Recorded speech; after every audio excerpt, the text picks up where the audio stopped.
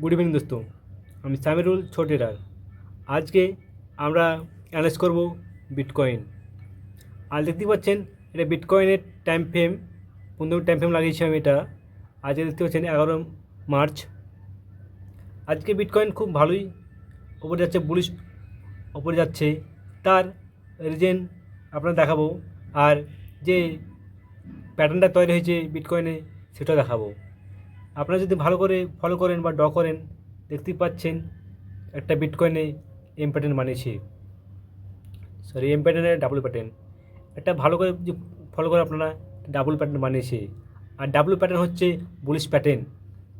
এই যে নেকলাইন, এটা যদি পার করেছে তখন দেখুন কন্টিনিউ মার্কেট বুলিশে যাচ্ছে।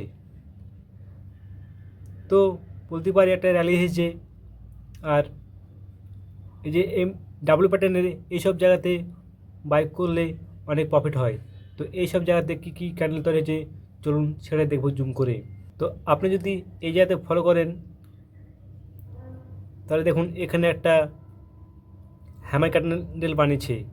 হ্যামার ক্যান্ডেল আপনি খুঁজে পাবেন না, কেন কি এটা দুটো ক্যান্ডেলকে মিলিয়ে দিন তাহলে একটা হ্যামার ক্যান্ডেল পাবেন।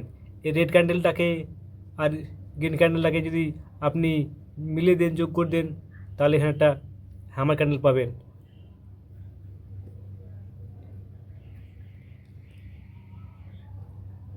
তারপরে এই জায়গাতে ভালো করে ফলো করুন, এখানে একটা বুলিশ এলগালফেন তৈরি হয়েছে।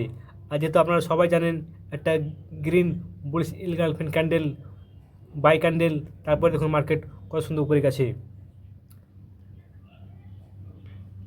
যেহেতু আজকে যারা বিটকয়েনে বুলিশ ট্রেড নিয়েছে তারা প্রফিট করেছে।